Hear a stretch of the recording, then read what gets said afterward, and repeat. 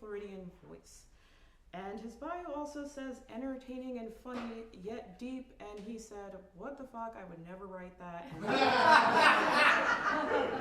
We don't know who did. It wasn't me, but it happened. And it's true. It is very true. I have seen him perform. So, feature in it.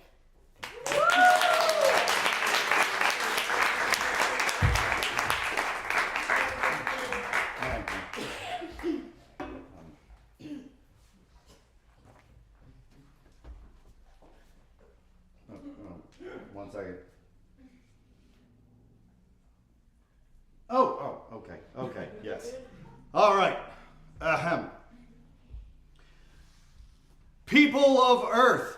That was the address that they told me to use. All I see are the people here in Ballroom C at the Radisson Inn and Resort and Conference Center, Cocoa Beach. But I'm told that those cameras are live, like, everywhere.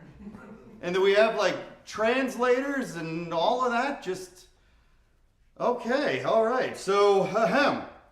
Well then, people of the Radisson Inn Resort and Conference Center, Cocoa Beach. And Earth. I am, okay, well, all right. They told me not to talk about who I am. It's not really important, but I do think it's kind of like, it doesn't make, anyway, my name is Taylor Shabusiness. Remember that name, Shabusiness means money for your business. But no, this isn't the con, I'm sorry. I'm not tricking you, I'm not who you came here to see. You're all here for the emergency, the space announcement, right? The weird, like the science, right? That's why you all, okay. Yeah, I wasn't supposed to be the one that was doing this for you. This was supposed to be my ballroom for my seminar, the 119 secret keys to winning money at scratch-offs when you have bad luck. But, well, in any case, all of these astro, they're the kind, they don't go into space, but they look at the astronomers. These astronomers showed up at what? Oh, sorry, computer astronomers, I'm sorry. These computer what? That doesn't mean anything. I'm going on. Okay, they came here to make this big announcement. So the hotel said that they had to cancel my seminar, and they said they didn't have to pay me a refund fee for the conference room because I hadn't actually sold me tickets to the event. And I'm like, it's not like I couldn't have sold them at the door, but okay, whatever. Anyway, the point is, science needed the room, and I'm mostly okay with science, so you know, fine. But then none of them wanted to actually give the speech. Well, they didn't know who was supposed. I get the impression that nobody actually wants to say this aloud, which probably gives you the impression that this is bad news, right? Like, but it's not. That's what I thought. When they told me that they needed my room to make an emergency space announcement, I mean, okay, I went straight to, it's gotta be aliens, right? It's aliens. It's, oh, we're doing this shit. Okay, fine. That's what I thought was definitely coming down. But it's not. I mean, I was ready, but I was not ready. But it isn't. It isn't aliens. It isn't the Deep Impact comet or the Armageddon asteroid. There is a difference between asteroids and comets. And the only way that they could explain it to me was that you can beat an asteroid with Bruce Willis, but with a comet you just have to hide. But that's not it. It's nothing like that. I mean, when I finally tell you, I think it's going to be stuff you probably could have guessed. But anyway, all right, here we go. Okay, people of Earth. In 1978, an international association of scientists formed around the idea of creating a computer that could map. Does this say map? that could map the universe. Huh. Okay. So the computer called Mimi.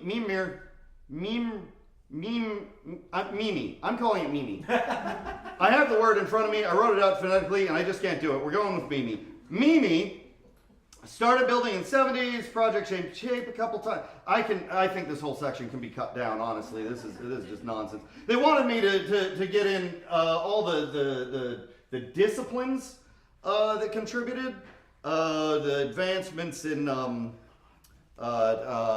robot brain, AI, and quantum computing. Huh. Anyway, it's not super important. The point is that it was very international, diverse. Very international and diverse that put this computer together. And the point is they turned it on today, finally, for the first time, like 2 hours ago? No, it can't have been 2 hours ago. We were talking. Oh, shit. I need a drink. Give me a second. Today, scientists with the International Universal Mapping Academy turned on the supercomputer Mimi for the first time. Upon booting up, Mimi began to immediately read out a series of data points for a plethora? A plethora of scales, from temperature to mineral content to to pressure. Mimi turned itself off for 47 seconds, then turned back on and relayed the following information about the universe. Okay, this is apparently the beginning of the real information that Mimi has given us about the universe. I'm sorry, forgive me, this is all, it's printed. The universe, it's so tiny. It's very, very tiny. No, the font is very tiny. The universe is apparently, hold on. The universe is definitively finite. And, okay, all right. They said that one might get you. Okay, calm down. I am not answering questions. No, believe me, nobody wants that. But they said you all might freak out at that. And, well, I didn't understand that one at first. Hold on. I had to take some notes on their notes here. So I scrawled them on this Staples receipt. Definitely fine. This is the one that means that it ends, right? Physically. That means that it ends physically, not in time. That's the other. Okay. So I'm getting ahead of myself. I'm sorry. Yes, finite means physically it ends. And that's not the big news, I guess, but it's part of the, okay, yeah. I always just kind of assumed that we knew that, but okay, that's one of the things Mimi said. The universe has, like, a border. It ends. Okay, how big? I wrote that on here, too. Egg. It's like an egg. So first of all, it's round, but it's not like right round. It's not like the kind of round that you it's like an egg, like oval. God damn it, oval. It's the word I'm going for. It's like at this end and at this end it's a little smaller, but then it's a thicker, right? Okay, so but if you go through the diameter, it's 137 billion light years. Which is apparently more than they thought it would be. But see, doesn't that just kind of prove my point that we already sort of... Anyway, the point is... I liked this part, so I'm getting this in here. Apparently, we are upside down. Yes, there is a right side up and a down, and it's reversed. It's exactly reversed from what you would think it would be, for some reason. I just thought that was cute. Listen, I have numbers and stuff. I can do numbers all night, but we haven't gotten anywhere near the important part yet. So, okay, it'll make sense when you hear it all. Believe me. I tried to edit this for you. Yeah, that's not the big news. That's small news. Pace yourself, people. There are big parts here. Okay, definitively finite and outside the universe. Okay, calm down. Once again, I cannot answer anything. I'm just telling you what they told you. Okay, hold on. Take this survey for a chance to win no, hold on. Yes, okay, outside our universe. Well, okay, so if you were standing in whatever isn't our universe, and you were looking at our universe, it would glow. It would look like a big glowing egg, is what they said. If you could, be there. Just a big glowing egg. No, we don't hatch. But I asked that exact same question. That was the first thing that came to mind. There is something that's a little... anyway, I'm ahead of myself. We don't know about we don't know what to call outside the universe. I think we should call it the shabusiness. That's just me. But we don't know much about it yet. What we do know is that we mostly learn about it from the reflection from the glow of the other universes. People, calm the fuck down. I don't know how much clearer I can be. You will know when we get to the big news, all right? Yes, there are other universes. They also glow. Some are brighter than others, some less, some bigger, some smaller. We are in a cluster of 5, and we are the second youngest.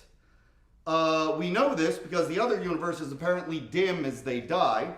And, okay, seriously, again, people, I cannot stop for you every time. No, this is not the news. Our universe isn't dying yet. Okay, ours isn't yet. So, here's the thing. Apparently, all of these eggs, they start glowing at creation. But they glow brighter as matter forms into stuff. Suns and nebulas and planets, and they even said, and I don't really get this part, but they even say that they're the computer nuts, they would know. They even say that the stuff on the planets makes it grow. Like the things, like plants, but also like hammers, I don't get it. But if we make anything, if anything happens, the universe glows. And anyway, this goes on for the first half of the universe. Stuff forms and shapes and it reforms and it's all making the universe grow brighter, and then it hits the second half. And in our cluster, 3 have already started on their second half. They aren't all the same age and they won't all live to be the same age. Their halfway points weren't the same for each of them, if you get me. Okay, what seems to be the cycle is, in the second half, things start dissipating. Matter starts breaking apart, becoming smaller and smaller particles again until entropy. I did know that word. I did know that word before they gave me this. I used that word in my seminar. Entropy means the death of your investments. Your money has to constantly be moving, never sitting in one place, never gathering. What? Yes, no, I have investments. I mean, obviously, no. Yes, I move them all the time. I'm saying well, I disagree. I don't think that they do get better if you give them time to mature in a single account. That just seems insane. You need to move. No, yes, I pay penalties on my IRA, but the point is, okay, we are way off. This is about our dying universe, people. No, I'm kidding. Our universe isn't dying. Yeah. No, universes do die, though. Well, they get cold, and then their light goes out, and then, well, we don't know. But, now we are on to the reason why they needed my effing banquet hall, and had to bring you all in here immediately to say all this. Okay, so there are 3 that are past the halves in our cluster, and 1 is almost totally gone, but okay. So this is it. Apparently, the process of dying, the reason why we say halves is because it takes exactly the same amount of time as it took as the beginning, the second half. Do we get that? The second half's as long as the first half? Okay. Now, like I said, we haven't hit our half, but we are really close. And I'm going to get to that, but we need to understand some other stuff first, too. Okay. So yes, things start coming apart in the second half, and yes, that sounds really scary, but they explained this one to me, and they said that it happens at the same rate that it all, came together. So you won't live to see the Earth dissolve or anything. By the time we get to that, they said the sun will have already gone nova and killed, where was it, to Jupiter or whatever. Anyway, everything sort of keeps going like it is. So it isn't like we really notice. It's just in the second half, there won't be any new things. That's hard to explain because we don't even know what is new, but that's what they say happens, or what Mimi's saying happens. And that's part of the point. Now, this is where it gets really tricky. Mimi says that there is a new unit of time. Well, two really, and we'll get to the second one. But the first one is, they're just calling it a moment. And it is, hold on, it is 0.65. It's like a 17th of a second, apparently.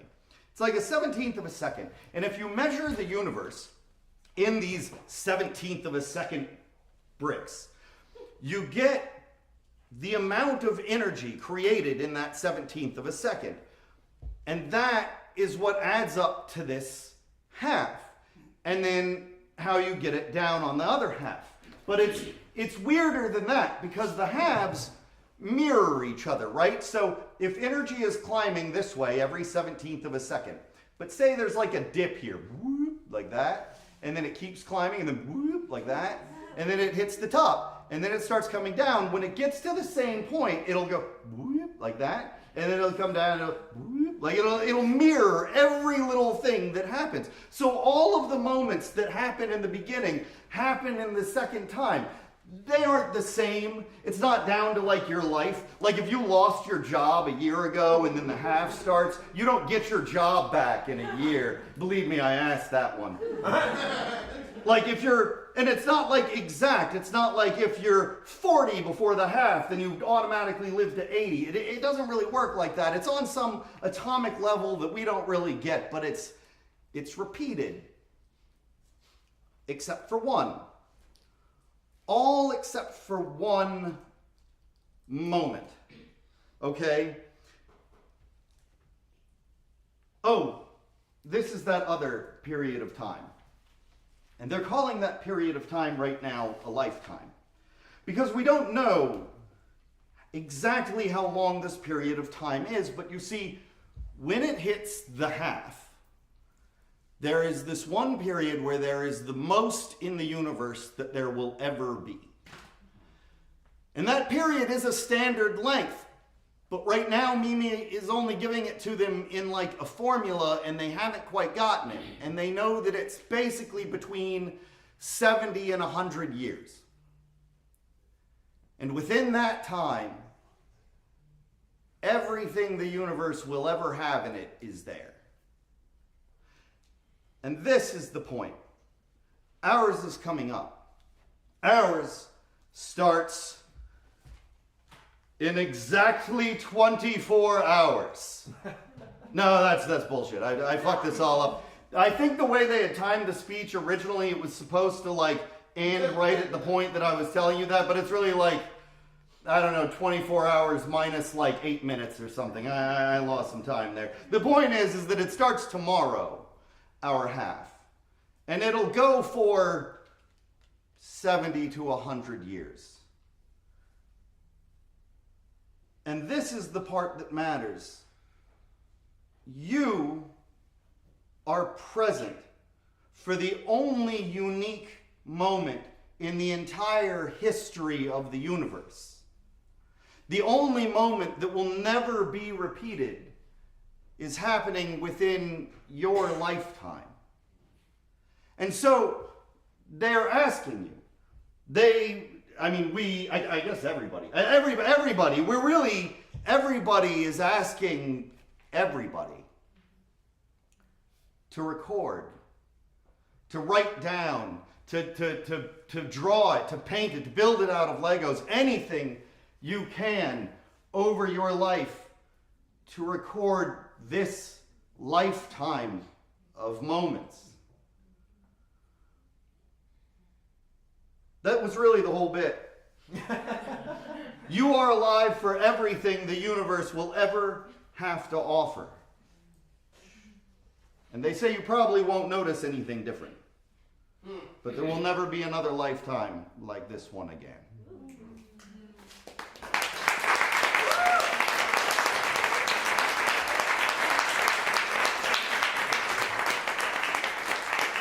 thank you all. I mean, if I want to plug, sorry, I was back in the shadows. I'm not supposed to do that. I mean, if I want to plug very quickly, I do have my own night. It is called Campfire. It is in the round. There is no mic.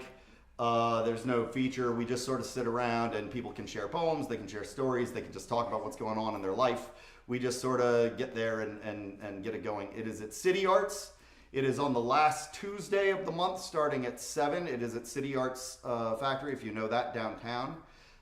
It will not be this month because of Fringe. Basically, it would be the day after Fringe, and I think too many people are tired. So it's going to be in June that we do it again next. Keep your eye out for it, but thank you all for being here.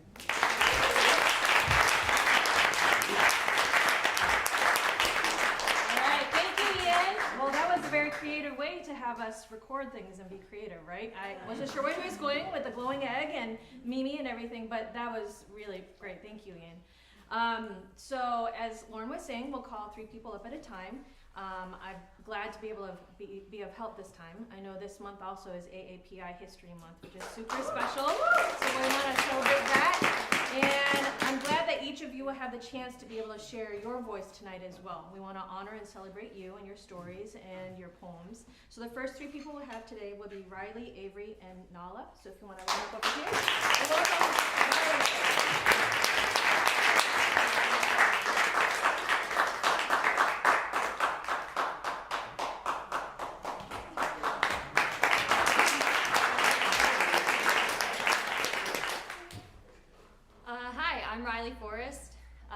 I am a poet and I'm a host of an open mic at Austin's Coffee in Winter Park.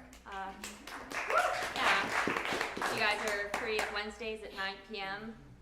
Come on out and join us for some poetry. I'm going to share a piece. Piece I'm going to share means a lot to me. May has a lot of anniversaries for me with friends' birthdays. So this is in honor of all those. So this is Lucky Ones.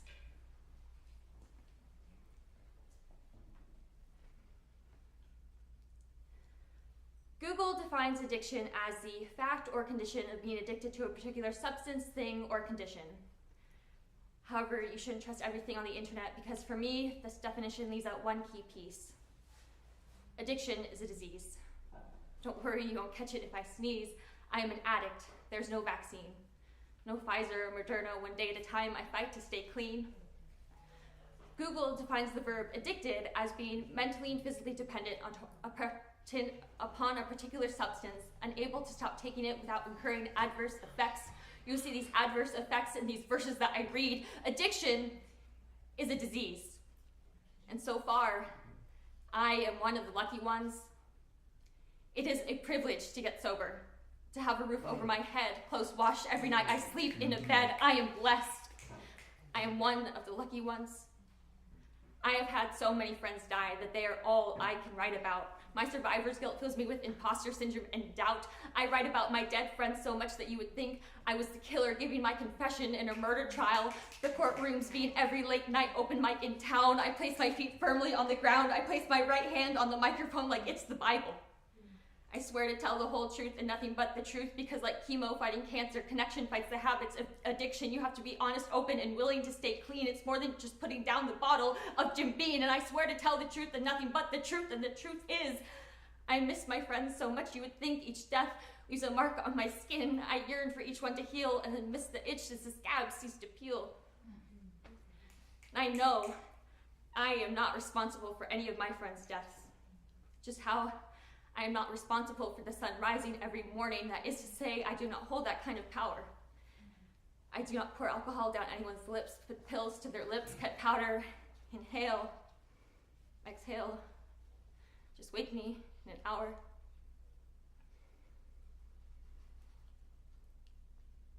Addiction is a disease.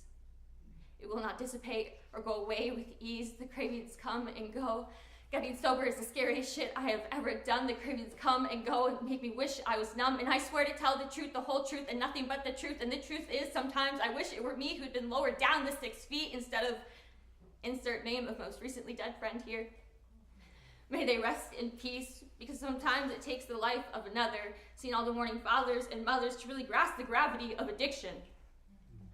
Writing about these feelings makes me think I have outsmarted the grieving process that lives in my mind. Writing about these feelings makes me think I can outsmart the grieving process, realizing I can never outsmart the jury that lives in my mind every time another friend dies. And with each new death, I swear to tell everyone I love you before it's too late. I swear never to change my sobriety date, but sometimes I just can't. I fall short. I slip, the demons begin to dance. Y'all heard of Narcan? That should be life-saving. Laughter is the best medicine, and dark humor is how I cope. Poetry is my outlet, and connections give me hope. Some dude on the corner offered me dope, and I said, hell yeah, fuck no. Telling the truth, the whole truth and nothing but the truth means admitting to my imperfections, confessing to the world that I am doing my best and living this life as a recovering addict means standing up and speaking up so someone else won't be too scared to do the same. I write about my dead friends so much that their deaths won't be in vain. The truth is, I hold no power in whether the sun will rise tomorrow. But I do have the power to believe that it will. I am one of the lucky ones. Are you a friend of Bill's?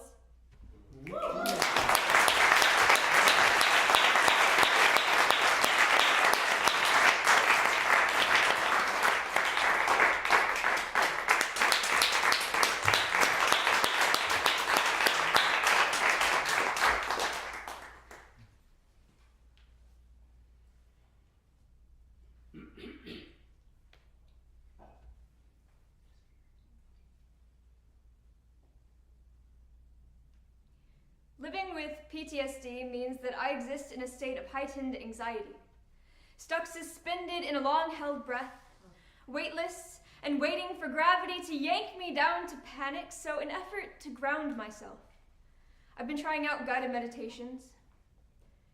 Each recording begins the same. A man with a melodic voice asks if I can feel the support of the surface beneath me, and I remember that I have legs. I feel the earth pushing back with the weight of this heavy body I have forgotten that I own and control. He says, we're going to focus our attention on the breath.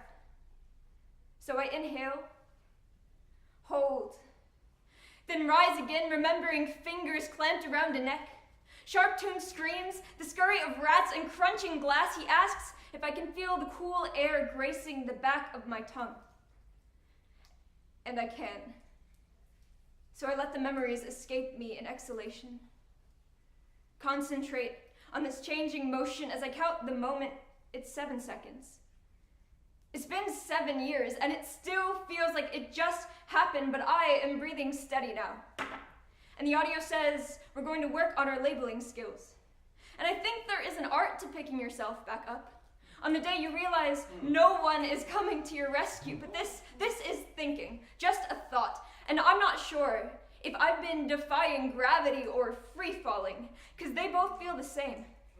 Both leave me sick and shaken, but this is feeling how it felt, and I survive each day by a balancing act. Riding waves of downfall, hoping I don't flip out, but this is surviving, because I survived. Even as 48,000 women die each year victims of domestic violence, and the recording says that it is time now to open my eyes, to look for the sources of light.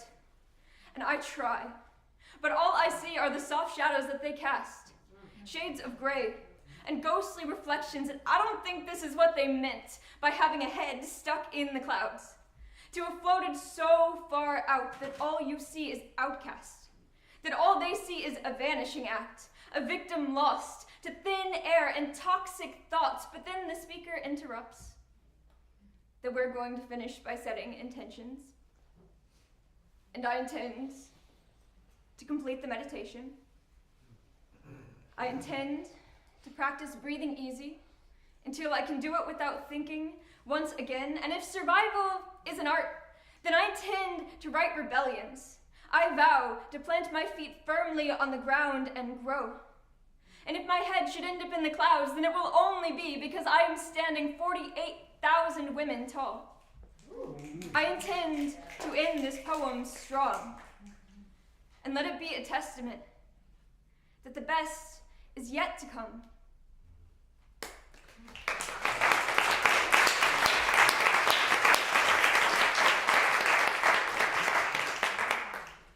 waitresses at IHOP knew us by name. They'd sweep us into welcome embraces as we'd roll in like dust collected from a crashing storm. They must have known those were the only hugs we were getting. They must have known how much our aching bellies needed that fresh pot of coffee prepared just for us to help wake up. They must have known we were only there because they were the only place open.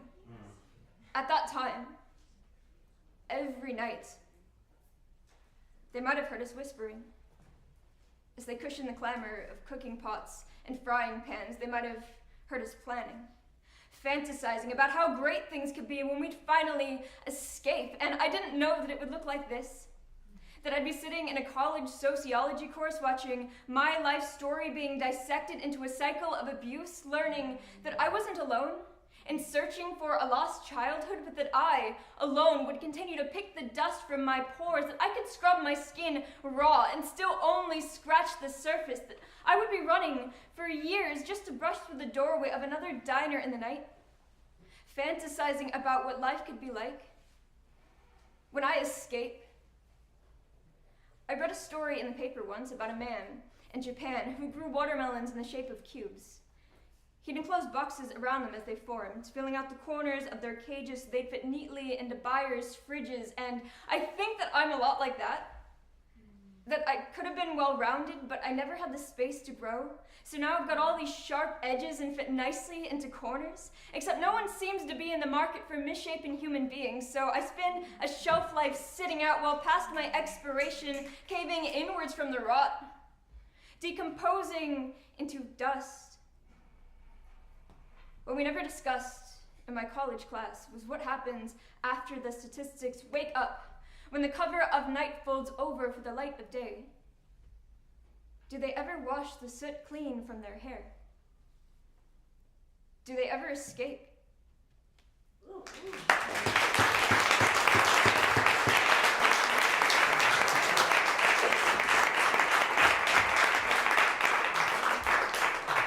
Riley and Avery, thank you so much. I mean, Avery, it was your first time, right? Yay! That's so good. And we love hearing what you all have to share. I mean, such stories of survival, encouragement, growth, all of that. We're going to change up the lineup a little bit. We're actually going to have Jayla, Jody, and Majida line up. So Jayla will come up next and share. Okay. We'll give a warm welcome and we'll keep tapping as they come up.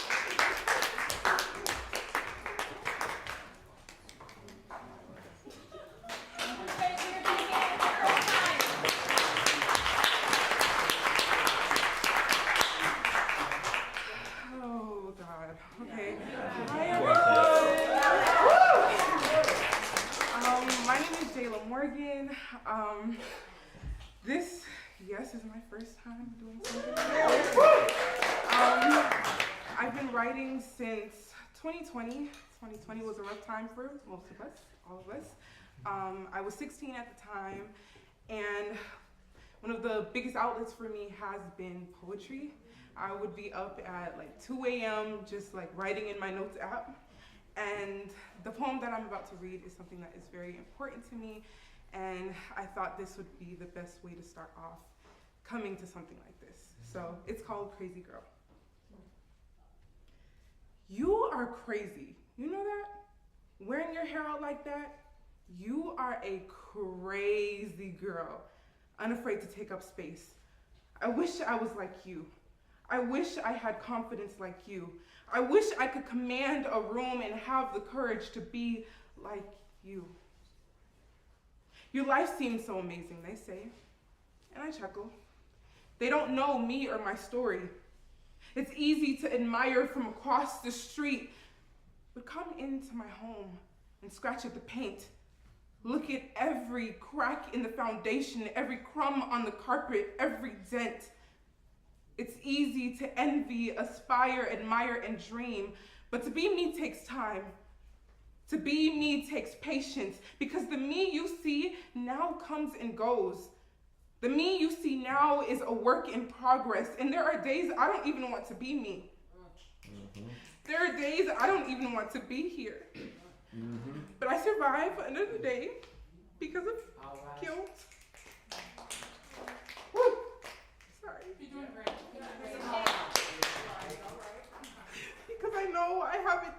women shouldn't wilt. I wish I could be like you, and it makes me upset.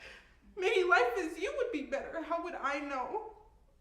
The only things you see are the good parts, the smiles you see on Instagram, the friends that joke around on camera with me, but in reality are distant. I'm a crazy girl, full of mystery. Cut my hair off out of despair and a longing for self-discovery. This is my process. A journey full of loose strings that I am trying to weave back together. Full of long nights of wondering what my life will look like next. I'm not perfect. Tried to play my mom's perfect girl, but it wasn't worth it. Now I'm trying to be the crazy girl that everyone seems to have the image of. It's exhausting. Trying to fit into all of these boxes, it's so toxic. Aesthetics and labels and eyes on me. Mom's Facebook friends following my every move. Waiting for it. Waiting for a new trophy or degree. Waiting to tell me congratulations. Waiting for it. Waiting to praise me. Waiting to share the latest Black excellency story. But what if they never get it? Crazy girl with crazy dreams, but so many expectations. I don't want to be your crazy girl. I want to be mine.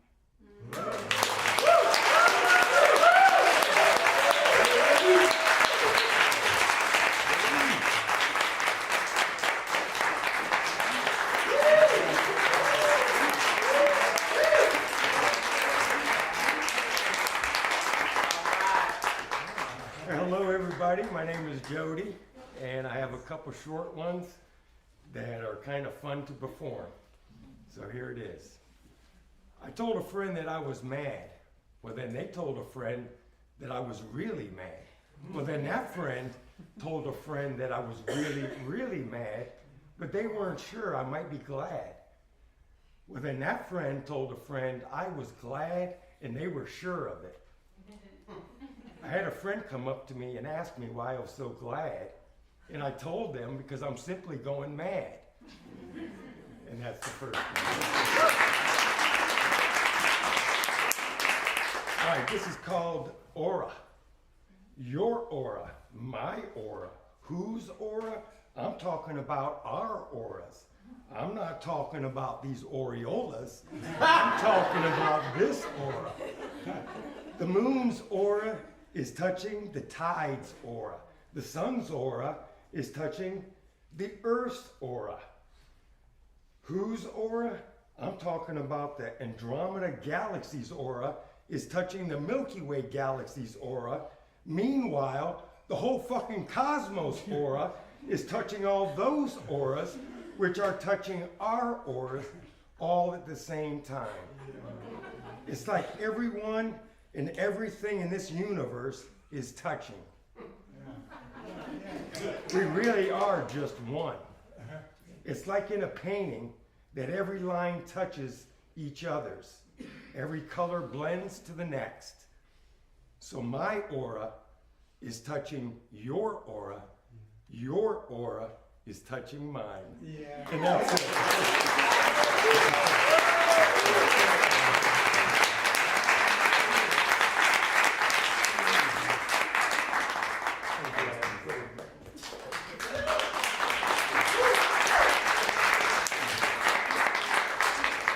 My name is Majida. It's my first time here. It's really good to be here.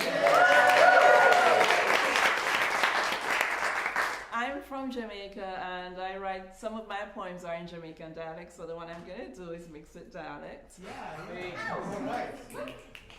Social media dilemma. I'm quitting social media. It's a time stealer like no other. Controls your mind like no other. Rob you of your time with loved ones and God. So why bother? Oh, for marketing and networking? You asking to see my follower account? My worth is in my follower account? Sign up for this course to attract more followers. Money back guaranteed if it don't work for you like how it worked for me. Paul, me want back my $1,000. Them a fake follower. Them not like my post. Them just a make up number. all ignore me, so I block him and post 3-4 times a day like Hootsuite say. How many people like my posts? Did it perform as good as the last one? No. It's like nobody will see it. It's 2 a.m. and I just woke up. Let's see how many likes and comments I got. That looked like it more important than sleep, it seems. I spent all day making that video, and Instagram will run that reel. Boost this reel. No, more than 6,000 saw the last one for free. Why do I need to boost this reel? The video I plan to run on TikTok at 4. TikTok decided them nah bother show it till the next morning. And now my follower them gonna work. Them not up on TikTok in another morning, them they at work. I write poems, but Facebook only want to see my face. A poem without my face is a poem nobody press like for. And the man them compliment me looks and not the style of my poem. Please, no more DMs, please. Who is in for a writer's lift? It's shameless self-promotion day on Twitter. Follow for follow and like for like. Hashtag this and hashtag that. But after them get me like and me follow, it's like them can't see nothing of my post after. Now you know only why one person like me tweet. As long as there's a like button, I'll press it. Even if it's my one post or my one reel or my one tweet. And I try Clapper, but don't even get me started about Clapper. Let's just say it's a very different world over there, and that's all I'll say. Perhaps you'll figure it out. Social media strategy is not for everybody. You see why I have it quit, it really don't work for me. Now, me will get more sleep and not have to worry about creating content to keep more current. Social media is a time thief, and follower account really don't matter in the grand scheme of things. So Instagram, Facebook, Twitter, and Clapper, I quit. But probably this poem will go viral, so let me stick around feet. TikTok, you see it? More than 200 views, please. Well, hello, Threads. Maybe someone bought for me over there, so even though I look just like Twitter.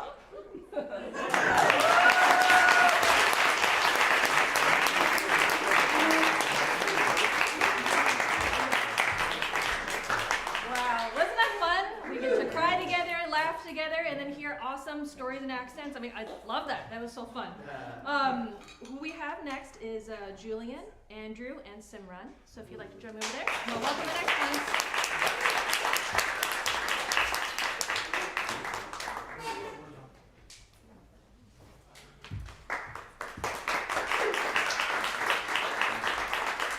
How are you guys? Oh, wait, there we go. How are you guys doing? Very good. I'm gonna do a poem I did before here, and I'm gonna do another one that I really just wrote like an hour and a half ago. So hopefully you guys like it. Alright, so this first one. Okay.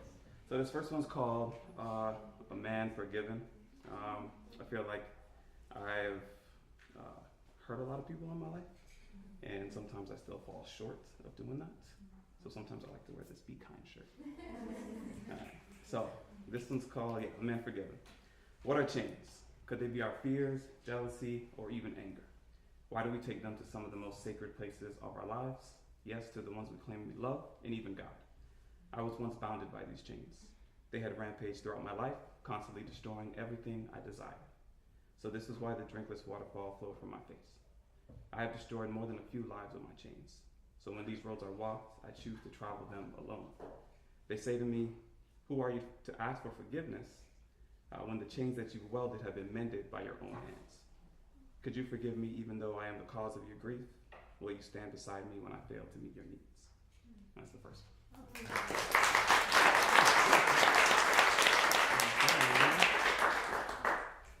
And then this one, yeah, like I said, I just wrote it. It's called For a Moment.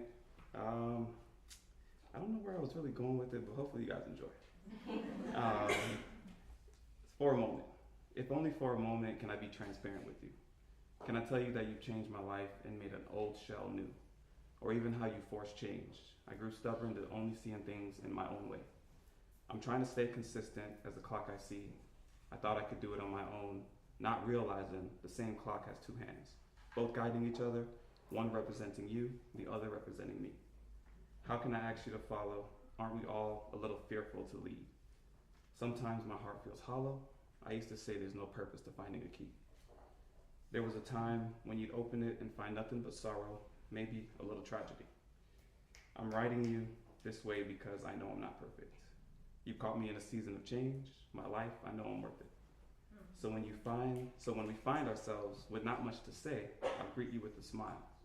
And when we find our time filled with empty space, I'll make sure we stay there no longer than a while. And it was all.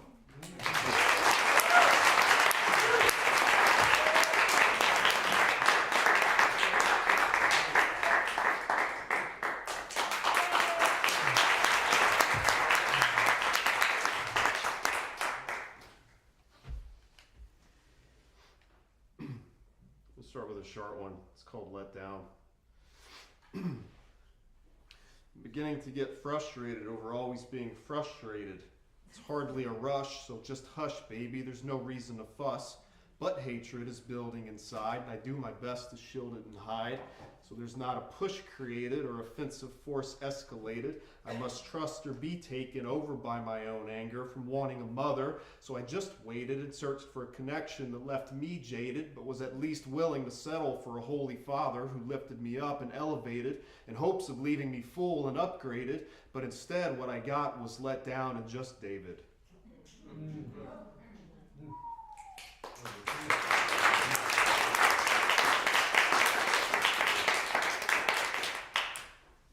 This next one's called Sad. How fitting, right?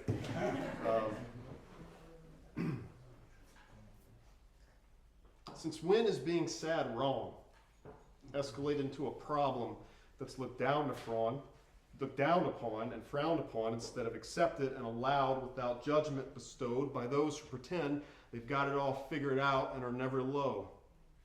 It starts as a child when an angry parent is so stressed out they smack your mouth and tell you to shut up or I'll give you something to cry about. What?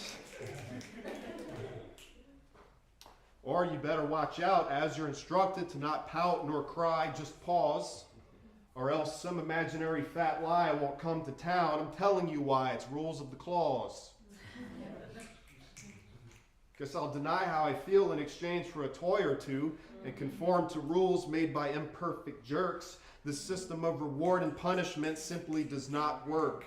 Perhaps for control, but not liberation. Take a look around at this boundary-infested nation. How superficial. There's little justice or integrity present in this judicial. There's no tolerance for frowns or any heavy emotions, but I bet your favorite movie is filled with drama, pain, and uncomfortable notions, a narrative filled with plight. Because who the hell wants to sit through a story where everything goes right?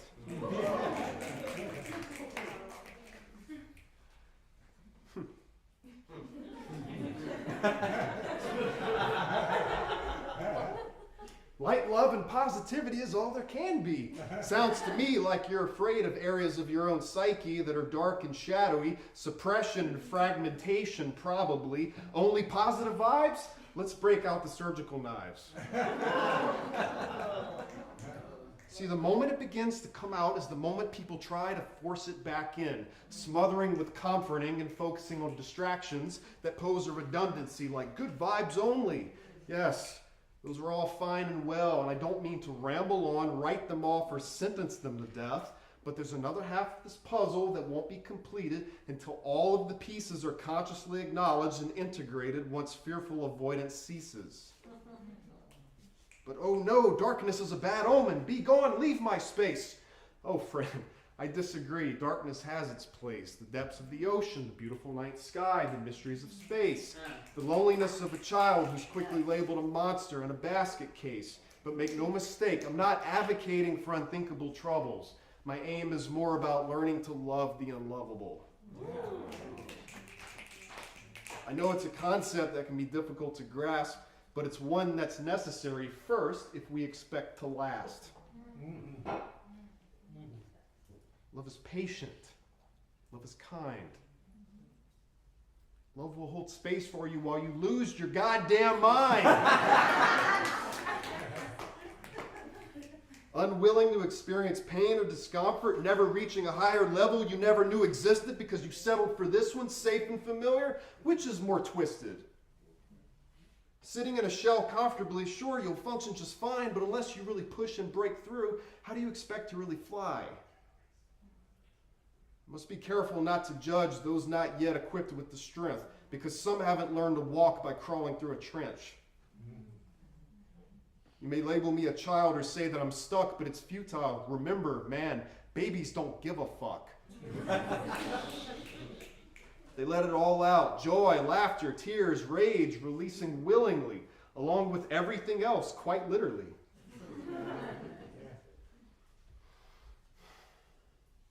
If I had a child, I'd tell them it's okay to cry, it's okay to laugh, it's okay to express yourself. Hell, it's even okay to lose.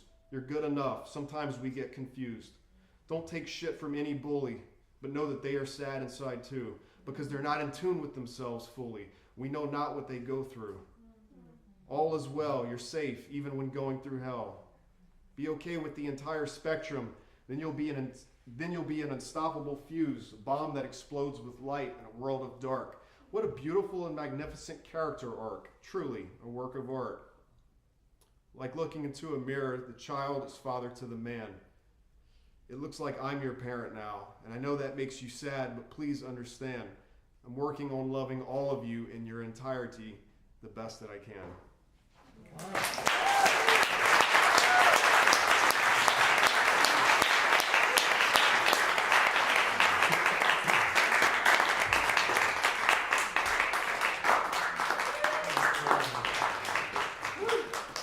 Hi everyone, my name is Simran Chugani. I'm a spoken word poet.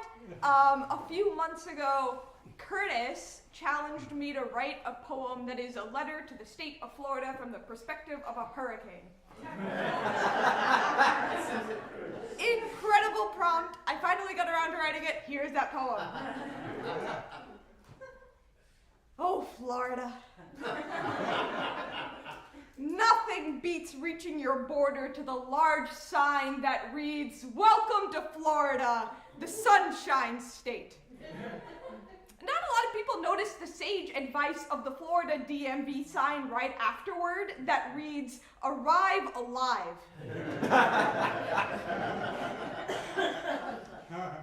But I intend to.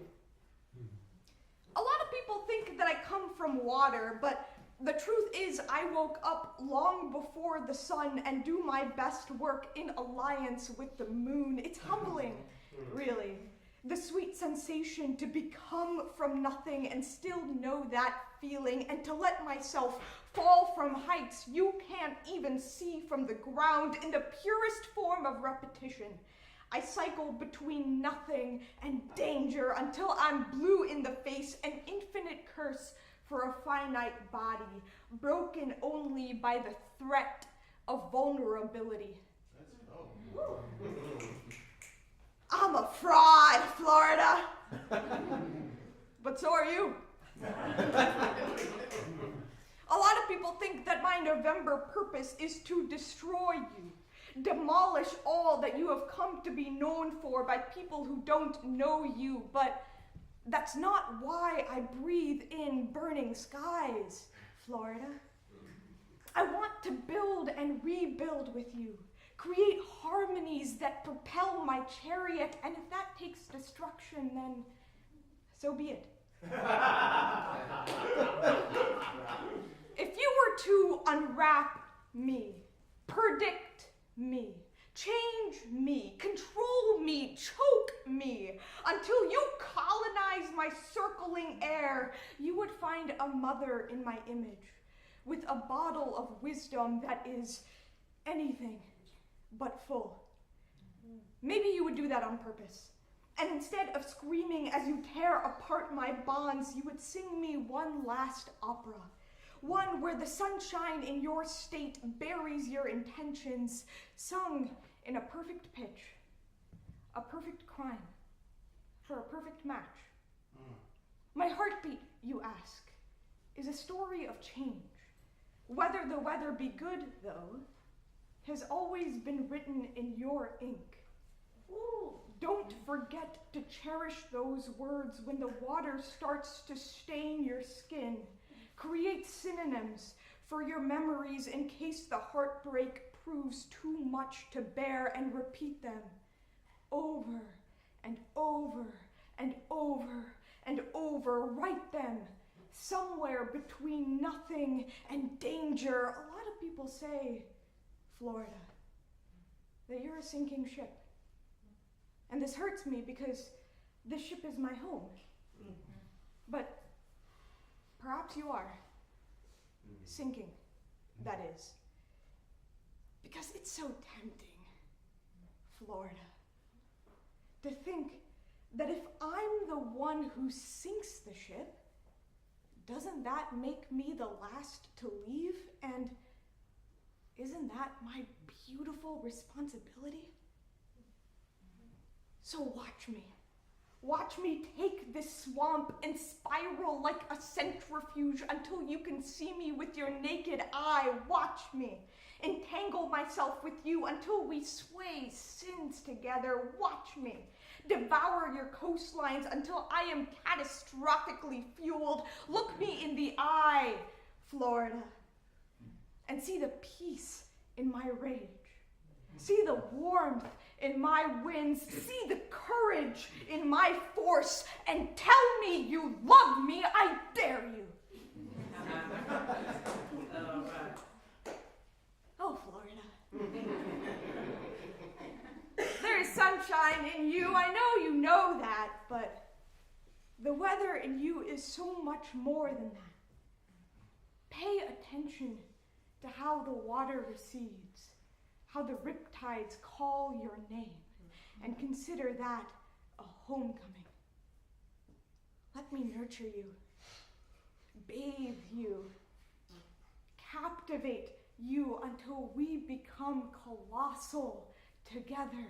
Let me not leave this earth until we are spellbound. Let me love you, Florida, until we can both arrive alive forever.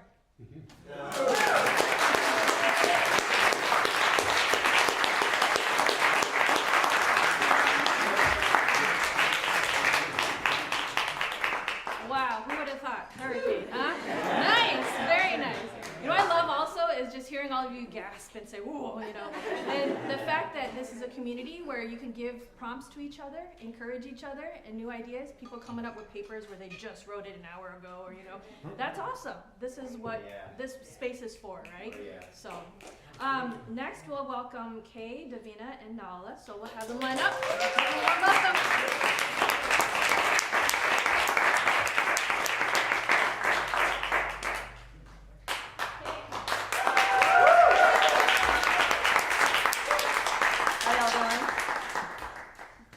I've been like torn between two different poems, but dealing with a lot of different emotions in my life right now. So I'm gonna keep it short and sweet. It's called Bitter. Yes, I am bitter. Bitter from pouring from an empty cup. Bitter from constantly giving to ungrateful people. Surrounded by succubuses that just take and take and take from you with no intention to give back. Yes, I am bitter. Yet I know that I am depleted, with no more to give. I am only available to those that now give equal to what I do. But wait, I have to stop expecting me from other people. That's been my hardest lesson that I can't seem to fucking learn. Everyone keeps telling me, let go, you got this, it'll get better. But frankly, after this last decade of ungrateful takers, I am taking a step back and I'm going to pour back into my own cup. I'm going to love myself in all aspects that I've given others and let go of expecting others or me from others. Yes, I am bitter, but the bitterness made me realize that I am worth the love that I give, even if I am the only one to give it. Yeah.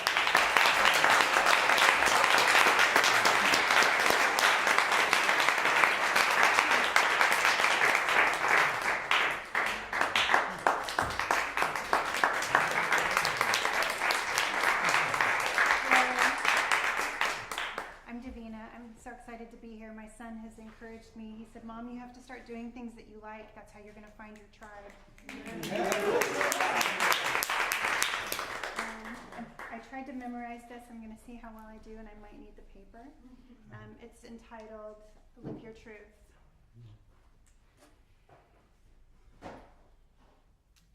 Nestled safely away deep in the harbor of your soul, a lighthouse stands firm to guide you on which way to go. Like the map of stars strewn across the dark night sky, appear missing in daylight, hidden to the naked eye. Still, they shine brightly, always remaining. Your light's been hidden through life's relentless training. Despite societal oppression or personal denial lost in youth, your inner lighthouse holds your ultimate truth. But often in life, there's a contradictory map we're given, telling us which way we should go, mapping out the life they want us to be living. Not knowing any better or scared, we follow their plan, trying to please and appease the demands of society or our clan. Pulled in each and every direction, we can feel lost in the storminess of life's tide.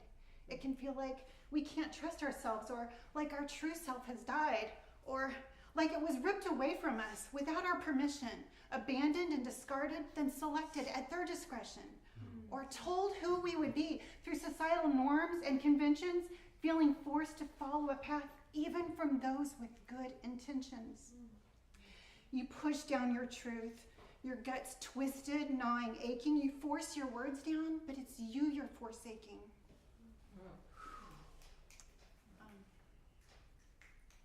Your inner wisdom ignored radiates of truth, deep and profound. Its decibels are deafening without making a sound. Stillness, subtle silence. Listen closely. You can hear how to navigate life's treacherous terrain. Your path becomes undeniably clear. Take a deep breath. You can trust yourself. Break free. Let that shame go. Unleash your unique, brilliant light. Release it. Let it flow. Standing firm in authenticity. Stand firm. Grounded in authenticity, stand firm, proud and tall. In a world of masks, let yours fall. For only when you live your truth can you be truly free and thrive. You can be the real you in a truth-based life. Thank you.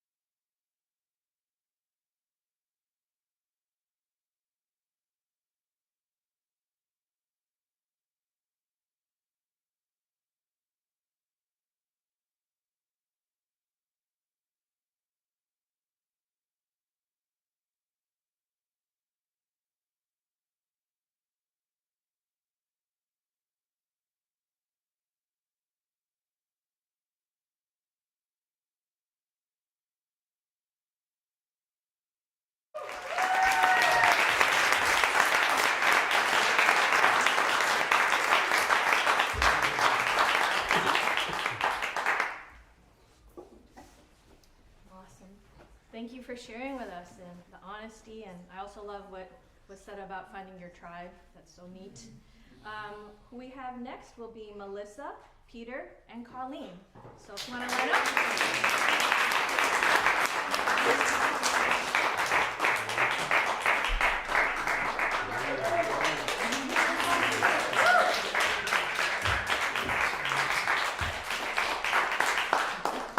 For those who didn't know, May 6th was Holocaust Remembrance. A number on their arm, a number in the stars, a number for hate, a number for death, a number on their arm, a number in the stars, a number to remember, a number instead of a name, a number instead of a person, a number, a sign of hate. A number then pain, a number then death, a number to survive, a number to remind, a number for history, a number inked on skin. The number of dead is high. Low is the number who survive. Low is the number who thrive. Woe is the number who lives on.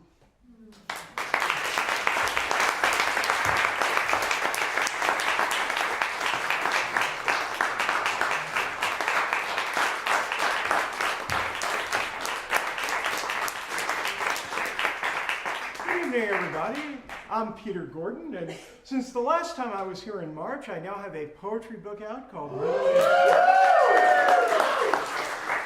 available on Amazon.com for all of you who are interested. And I wanted to read one poem from that book. The subtitle is Family, Friends, and Florida, and this is a family piece, which I call Mouthpiece.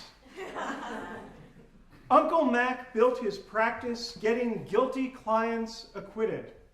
That's the way the system works, he told me. The worst criminal deserves the best defense. I knew Uncle Mac was rich.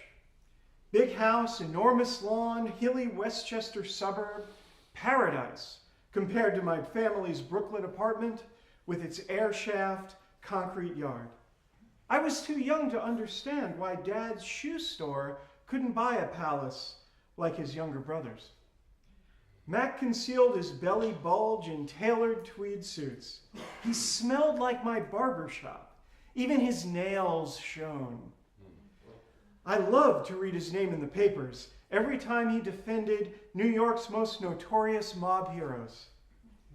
I didn't know Mac made his fortune as a bagman, carrying payments to cops, judges, DAs, but the FBI knew. After my uncle's arrest, I visited him in his new big house. His prison grays gleamed. Pressing myself in the laundry, he grinned. Did a favor for a guy. That's the way the system works. Mac turned states, sent his clients away, vanished. Guys in the old neighborhood called him Rat. But that's the way our system works. You look out for number one.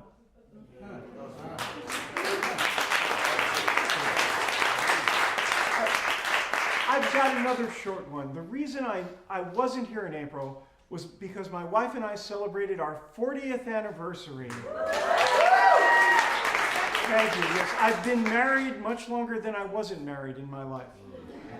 That's beautiful, man. Well, thank you. We took a cruise around the United Kingdom, and one of the stops was Dover Beach. And maybe some of you know about that great, great poem that Matthew Arnold wrote, Dover Beach. So I had this romantic notion that I would read Dover Beach on Dover Beach. And this is how it turned out. Reading Dover Beach on Dover Beach. I see French coast gleam across the channel under rare blue sky. White cliffs tower behind, straight, high, flat top, taste salt tang on tongue. Underfoot, rocks, sea tides flung from ocean lie. Slowly pull paper from pocket with poem printed months ago, so eager to experience inspiration that made Arnold compose his greatest work. Deep breath, open mouth, northeast wind violently shoves words back into throat. Hat tumbles toward cliffs, sea spray slaps face, covers glasses with foam. Should have memorized words, I think. Before Nick's Gus whirls paper and poem high into sky, out to sea. Couldn't see stanzas anyway, not with glasses obscured. Eyes tear up, not from frustration, but from unrelenting wind. Channel waves surge over rocks, soak shoes, an ignorant army attacking. If only I had not dressed like a 19th century literary critic. Armored only by tweed jacket, trousers, wellies, and hats still fleeing towards cliffs. Makes one wonder if this was actually Arnold's experience, romanticized, while he wrote in a cozy pub, sipped whiskey by roaring fire, wiping tears from eyes, foam from glasses, slosh across rocky shore to receive hat caught in crevice, resolved to read poems inside in the future, head for the White Horse Pub to write the truth.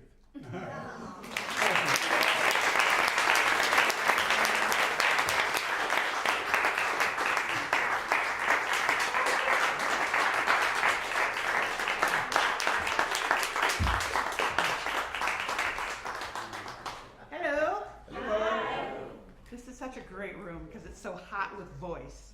So I was going to do a little sound check, but it's so dark on the upper level there that I'll just be really loud. You all throw things at me. I like it loud. All right, so this is from a set where I went back in for my ancestors to find what wisdom is there per se. And so this is my grandmother. I've got some others that went further back another day. All right, so this is called Lucky Strike. Grandma Dot in Florida. This forsaken place of humidity, clamoring for my body. New England, I miss you. Please take my ashes north. At the Roth and Ryan ad agency, when I worked the hit parade, Lucky Strike was the sponsor, giving away free cigarettes to us, to the troops. We inhaled, and everyone was sexy in the marketing spreads. I flew to California, fun in the 1930s, worked Hollywood for a season, marketing for dances, the parade of men clamoring for a time. But I don't kiss and tell like those tabloids. Keep it clean for the children. Darling, you are brilliant, and don't you ever forget it. Wait while I watch Jeopardy, guessing, keeping it top notch while I breathe out my 80 years in a damn oxygen mask. Who knew American tobacco could sell us to death? Listen and let the men talk. They will find you engaging. Still we survive, diapers and desperation, your mother almost drowning, and Hurricane Hazel can't pull us down. By God, by damn, we keep above the water. Then we go the hell east finally, near enough to thrive in NYC again. You can still be your own captain, sitting on the sailboat, legs crossed, face to the sun, fingers playing with the wind. The trick is to know you are marvelous always. The excitement, the burning, the dancing through the years, lean into your hurricane. Name it, own it, sing your own hit parade with confetti. Darling, never forget. Did I tell you about my first poop? Your mother has the picture, somewhere stuffed with early letters, boxed at our end. Generational gift. And when we're gone, tra-la-la, we're all smoke. Thank you.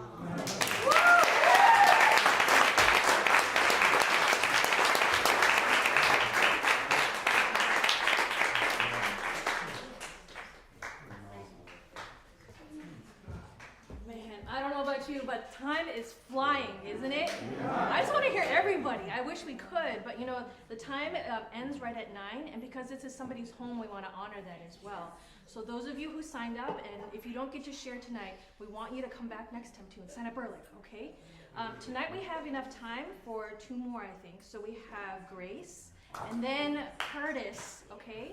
Thank you.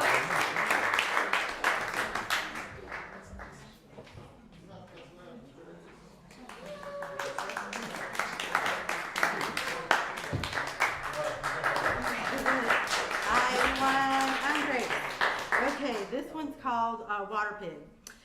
Some of you might be familiar with Western astrology and zodiac signs. It's based on the position of the sun when you were born. There are 12 zodiac signs. I was born on November 4th, so that makes me a Scorpio.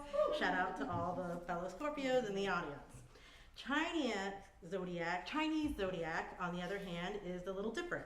The signs are divided on a year-by-year basis. It's a 12-year cycle with each year represented by a different animal, as well as 5 elements: fire, earth, metal, water, and wood.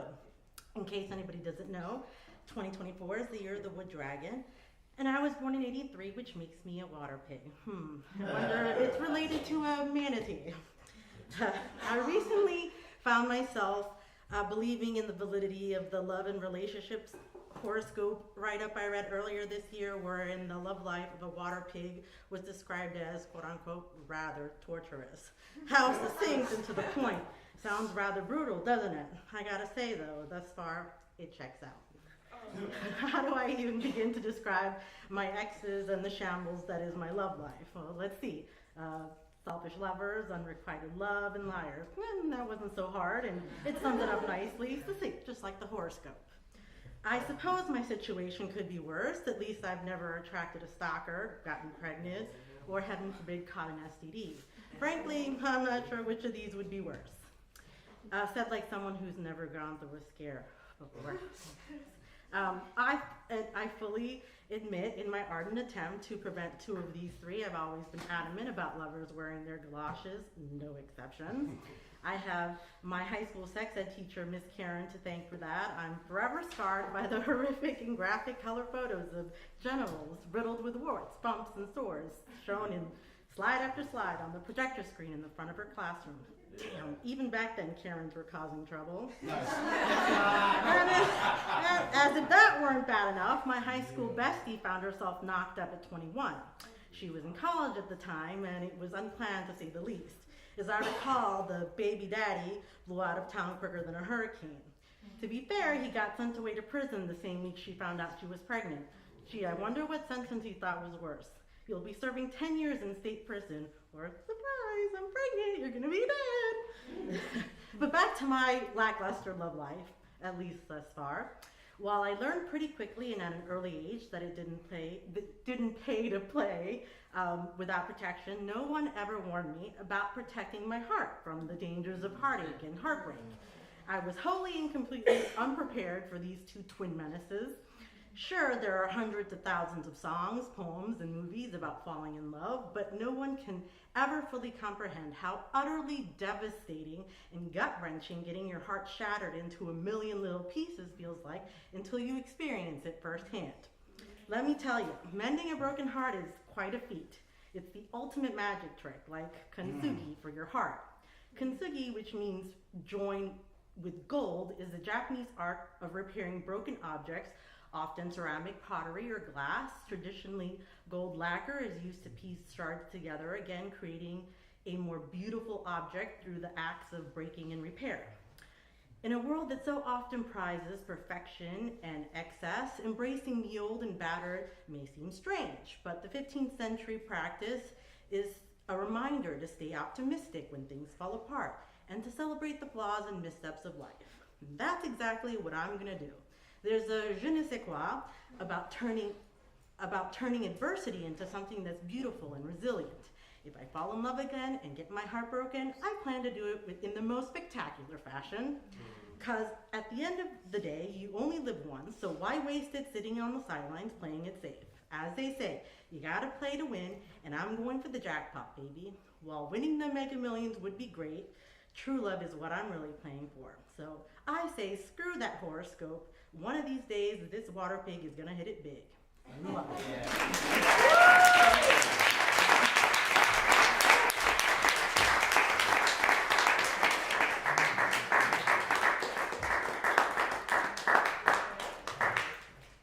I didn't cry at my grandma's funeral.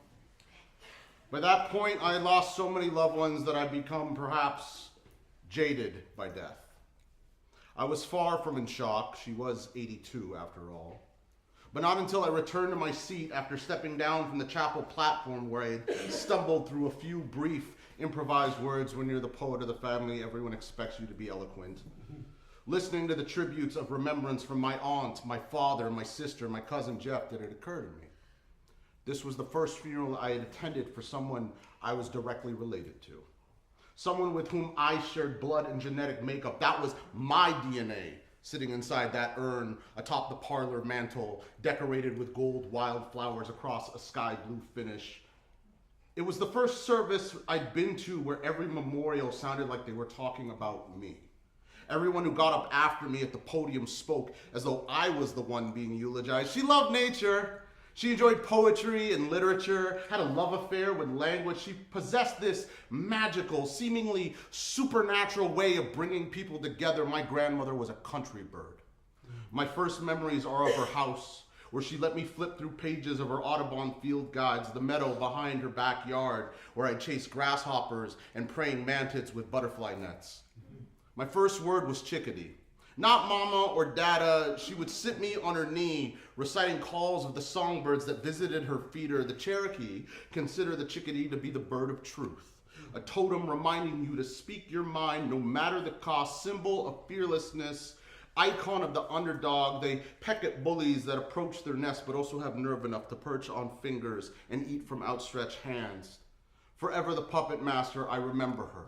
Opening up the house to friends, aunts, uncles, and cousins, Sunday afternoons full of food, laughter, and card games while she stayed hidden, busy at work, toiling away at the oven, refusing to draw attention to herself. A conductor, turning her back to the crowd so that the audience of the concert hall may gain greater appreciation for the music of the orchestra.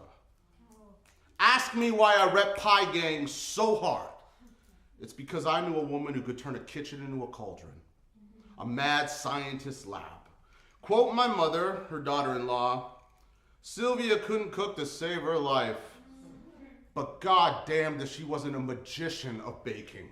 My grandmother was a sorceress. She could whip you up a mean spell, leave rooms perfumed like bakeries, hand you the secrets of the universe inside a blueberry. See, Alfred Butts invented the game of Scrabble during the Great Depression.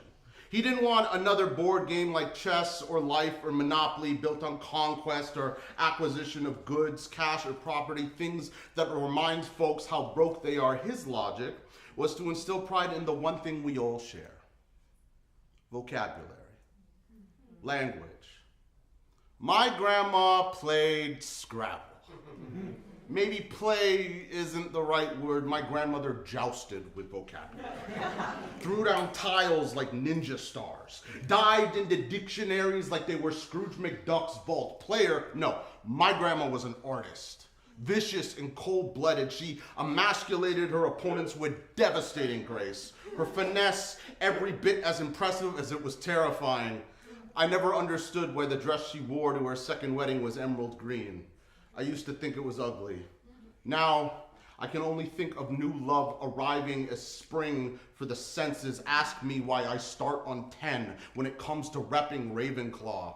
It's because I knew a woman who wore her knowledge like it was the best dress she owned. My grandmother's name means forest. And to this day, I've never met a Sylvia who wasn't somehow a complete badass. My grandmother was a wilderness. A maze of pine opening wide at the mouth of trout-filled streams, complemented by rocky crabs, treacherous and unforgiving, a wolf in songbird's clothing. 5'1", standing up from her wheelchair. My grandmother was a giant. She used oak trees for canes. uprooted orchards with her walker. Even when the tumor on her left leg left her immobile and too often bedridden, she remained a towering presence. Her wit, the only thing sharper than that pair of harpoons she called her knitting needles. I get the feeling she never traveled as much as she would have liked. She made up for it by devouring every atlas and book of global history. She could tell you everything about ancient cultures and gods, civilizations of cities she'd never been to. Her daily routine consisted of finishing the morning crossword and making sure she was home by 6:30 on the dot so she'd have enough time to set up her TV tray and eat supper while watching Jeopardy at 7. When I say my grandma was a gangster, what I mean is the woman was a threat, the type of smart you should be afraid of. She kept her tongue in her mouth like a switchblade. She didn't destroy you at Scrabble in hopes of teaching you a lesson. She did it to hurt your feelings. And God help you if you ever let your grammar slip in front of you. Her boy, she would mark that ass out with the quickness. I've shared stages with some of the finest poets in the world. Traded rhymes and stanzas from diner parking lots in Minnesota to beneath bridges along the shore of the Rio Grande. Still, no cipher compares to me and my grandma, age 79. Her mind still Excalibur sharp. Me reciting original poems. She kicking out full verses of Wordsworth and Robert Service committed to memory from her days as a schoolgirl. Both of us seated at a booth in a burger joint at Cottage Town, Ontario. Damn, Grams, I didn't know you had bars like that. Ask me about my accolades, my diploma, my credentials, the time I came this close to being appointed Poet Laureate of Orlando. I will ask me what I am most proud of. I will tell you.